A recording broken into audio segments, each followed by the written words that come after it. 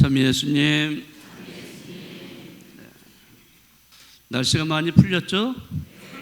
네, 이제 날씨가 영하의 날씨도 이제 아침 저녁으로 있지만은 낮에는 뭐 7도, 8도, 또 다음 주에 가서는 뭐 9도까지 올라가고요. 벌써 봄이 오는 듯합니다. 겨울 다 와야 되는데 조금 추웠다가 또 이렇게 따뜻한 온도가 돼서 겨울에 이 날씨가 이제는 점점 줄어드는 게 아닌가 이런 생각이 좀 듭니다. 아무쪼록 독감이 또 유행하고 있으니까요. 네, 여러분들 건강에 유의하시기 바랍니다. 여러분이 오늘 들으신 요한복음, 네, 갈릴레아 카나에서 벌어진 이 혼인잔치에서 물을 술로 변화시키신 예수님의 기적 이야기를 전하고 있습니다. 요한복음은요, 예수님의 공생활을 소개하는데 그 공생활 중에 예수님께서 무려 7번이나 기적을 행하시는 것을 소개하고 있습니다. 네, 그 목적은 예수님, 그분의 영광을 드러내기 위한 목적이 있습니다. 자, 그 7가지 표징 중에서 바로 첫 번째가 오늘 이 가나에서의 혼인잔치의 기적 이야기입니다. 자, 예수님은 그 일행과 함께 가나의 혼인잔치에 초대를 받으셨습니다. 네, 거기에서 그 함께 먹고 마실 때 갑작스럽게 술이 떨어졌다는 소식을 듣게 됩니다. 자, 혼인잔치에서 술이 떨어졌다는 것은 큰 수치입니다.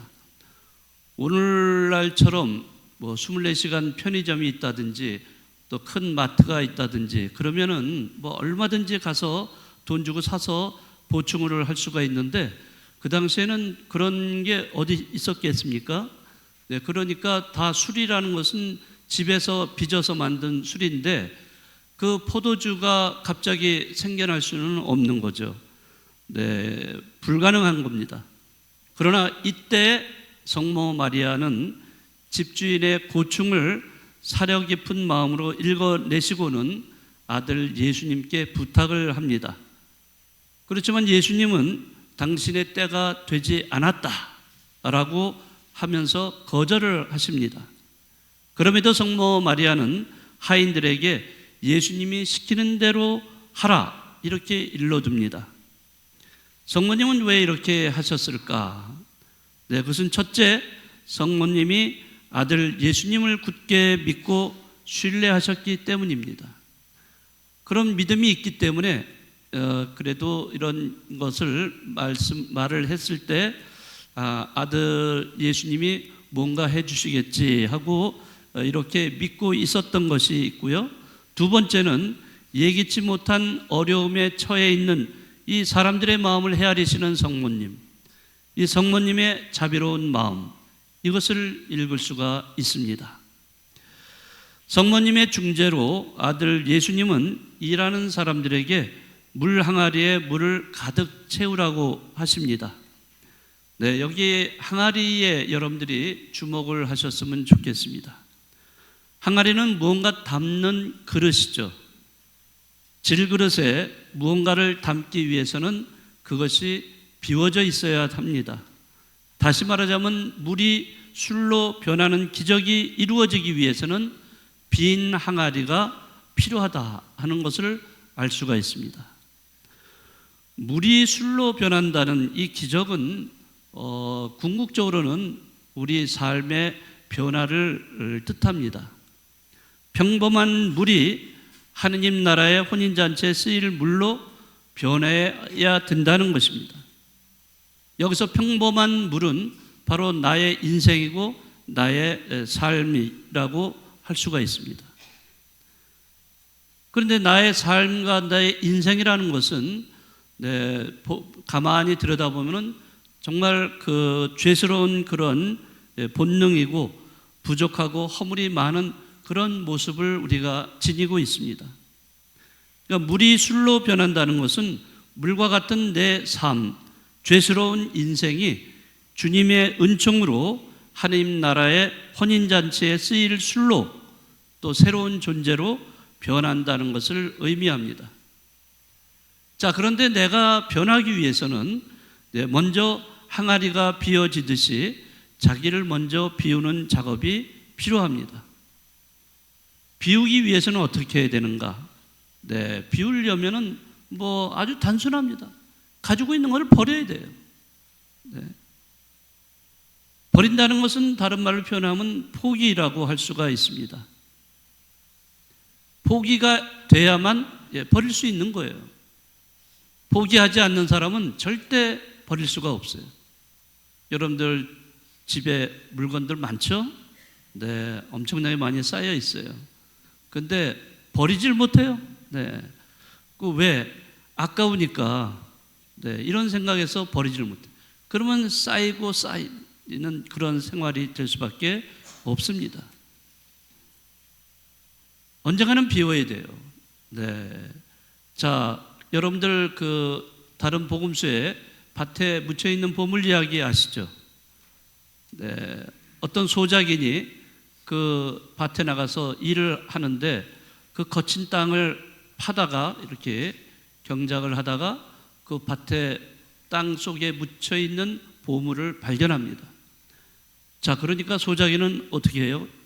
잽싸게 그 땅을 다시 덮어버립니다.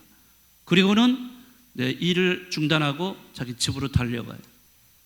집으로 달려가서 자기가 지금까지 모아놓은 그런 재산들 있잖아요. 이런 것들을 다 팔아요. 다 팔아가지고 돈을 마련합니다. 주위 사람들은 이 사람을 보고서 저 사람 미치지 않았나?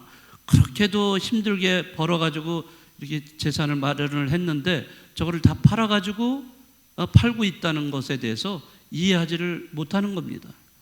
그러나 이 소작이는 분명히 알고 있어요. 저 거친 땅 속에 보물이 묻혀 있다는 것을 알고 있는 거예요. 그래서 그는 자기가 지금까지 벌어왔던 모든 가지고 있던 것을 다 팔아가지고 돈을 마련해서 그 땅을 삽니다. 자, 그렇게 해서 그 소작이는 그 땅에 묻혀 있는 보물을 차지하게 됩니다. 자, 이 소작인이 그 땅을 차지하기 위해서는 자기가 지금까지 땀 흘리면서 벌어왔던 자기 재산을 포기를 해야 돼요. 기존의 것을 포기를 함으로써 새로운 것을 얻을 수 있다는 것을 알 수가 있죠. 만약에 그가 자기가 지금까지 축적을 해왔던 것에 대해서 쌓아왔던 것에 대해서 아까워한다면은 그 밭에 묻혀 있는 보물을 차지할 수는 없을 겁니다. 하나를 포기해야만 다른 것을 얻을 수 있는 겁니다. 다시 말하자면 자기 자신의 변화를 통해서만이 새로운 삶을 얻을 수 있다는 거예요. 자기를 변화시키지 않고서 얻을 수 있는 것은 없습니다. 우리는 늘 남을 비판하고 남의 잘못을 지적합니다. 그런데 문제는 자기는 변화하지 않은 채 남이 변화되기만을 기다리고 있다는 겁니다.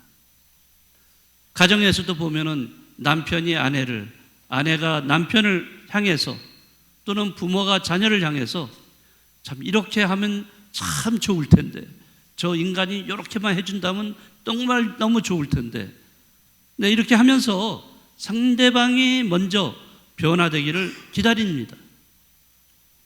저 남편만 바뀌면은, 자식만 내 말을 잘 듣는다면은, 시댁 식구만 없다면은 얼마나 좋을까? 그렇죠? 여러분들 그런 거 바라신 적 있죠? 그런데 정말 상대방이 변했습니까? 네, 변하지 않아요. 참 여러분들 다 경험하셨던 것이라고 생각합니다만은 남을 변화시킨다는 것은 거의 불가능에 해당되지 않을까 생각이 듭니다. 상대방이 변화되기를 기다린다는 것은 어쩌면은 어리석은 일일 것이라고 생각합니다. 먼저 내 자신이 물에서 술로 변화가 되어야 한다는 것입니다. 내가 먼저 변화되어서 내가 먼저 상대방을 용서해주고 내가 먼저 사랑을 베풀어주고 내가 먼저 다가가서 화해하려는 태도, 이런 것을 먼저 보여주어야 한다는 것입니다. 네, 그거를 하기 위해서는 어떻게 해야 되느냐? 자기 것을 내려놔야 돼요. 자신을 포기를 해야 됩니다. 항아리처럼 자신을 비우는 작업, 이것이 필요하다는 거예요. 이것이 다른 말로 표현하면 진정한 회개라고 할 수가 있습니다.